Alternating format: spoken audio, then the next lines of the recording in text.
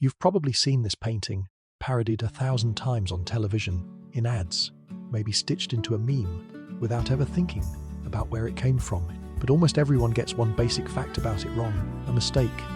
The artist himself had to publicly correct more than a decade after he painted it.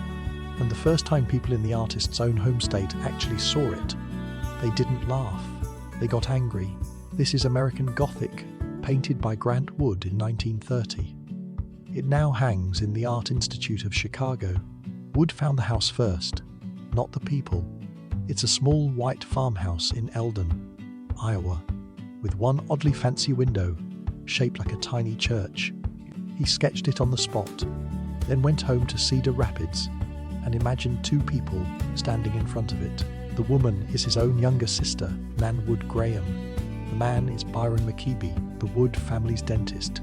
Neither of them ever actually stood in front of that house.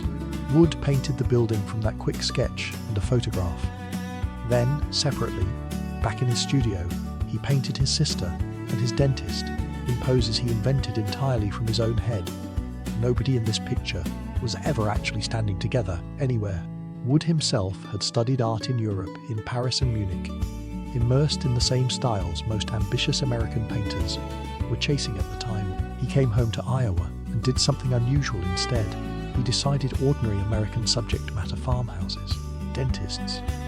His own sister deserved the same serious treatment as anything he'd seen in a European museum. That decision would eventually put him at the center of an entire art movement historians now call American regionalism. He entered the finished painting into a competition at the Art Institute of Chicago that same year. And here's the first surprise. One of the most recognized paintings in American history almost didn't win anything at all. One of the competition judges took one look at it and dismissed it as nothing more than a comic valentine. Not serious art, just a joke. It was headed for outright rejection. A museum patron sitting on the panel pushed back and convinced the rest of the jury to give it something. What they gave it was a bronze medal and $300. The painting, now printed on postcards and parodied in magazines worldwide, almost walked away from its first public showing with nothing at all. And the man whose face ended up making the whole thing famous seemed completely unbothered by any of it. By most accounts, Byron McKeeby spent the rest of his life as a small-town dentist who occasionally got recognized from a painting and reportedly found the whole situation more amusing than anything else. Even the title trips people up, say Gothic, and most people picture something dark: cathedrals, ghost stories, horror movies. That's not what it means here. Gothic is just the name of that window style. The house belongs to a real, documented American architectural style called Carpenter. Gothic plain wooden farmhouses, decorated with fancy church-style details borrowed from European cathedrals, popular across the rural Midwest in the late 1800s. Wood himself apparently found the whole style a little ridiculous. Biographers describe his private opinion of it as something close to borrowed pretentiousness.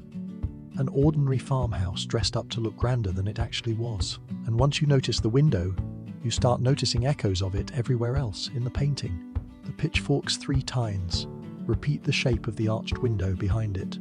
Those same vertical lines repeat again in the stitching of the man's overalls, and again in the thin pinstripes of his shirt. A shape borrowed from a church window shows up 4 separate times in one small painting, and most people looking at it never consciously notice even one. There is an even smaller detail most people miss completely: the brooch pinned at the woman's collar. Zoom in, and it isn't just a piece of jewellery, it's a cameo, carved with its own tiny portrait of a woman's silhouette in profile. There is a miniature painted portrait hiding inside this painted portrait, and it's easy to spend years looking at this image without ever noticing it's there. And here's the detail almost everyone gets wrong, one so widespread that Grant Wood himself eventually had to correct it publicly. More than a decade after finishing the painting, look at the 2 people again. For generations, most viewers have assumed they're a married couple, a stern farmer standing beside his wife. In 1941, Wood spelled it out directly in his own words, the woman isn't his wife at all. She's his grown, adult daughter. Nan Wood Graham, the real woman who posed for it, spent much of the rest of her life correcting interviewers on exactly this point, insisting again and again that she'd been painted as a daughter standing beside her father, not a wife standing beside her husband.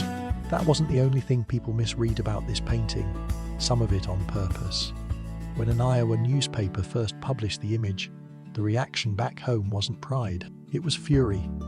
Farm wives across the state wrote in, angry at being depicted as grim, humorless, puritanical figures. Grant Wood reportedly received hate mail and angry phone calls, accused of mocking the very people he'd grown up surrounded by.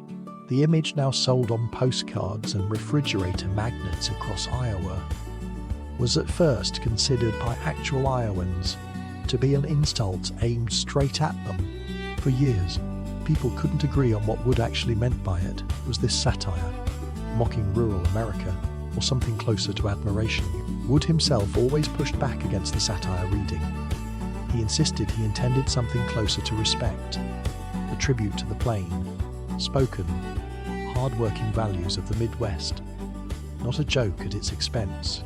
The timing mattered too. The painting appeared in 1930, right as the Great Depression began tightening its grip on the entire country. Within a few years, this image of two people standing stubbornly in front of their own home started getting read less as mockery, and more as a symbol of exactly the kind of quiet endurance the whole country was being asked to find in itself. The same picture that made an entire state furious ended up, within a decade, representing that same state's resilience to the rest of the country. Nan Wood Graham didn't just spend her life correcting the marriage myth. She spent decades actively defending the painting itself. In 1977, Hustler magazine printed a parody of it, using her likeness. Nan sued. She lost.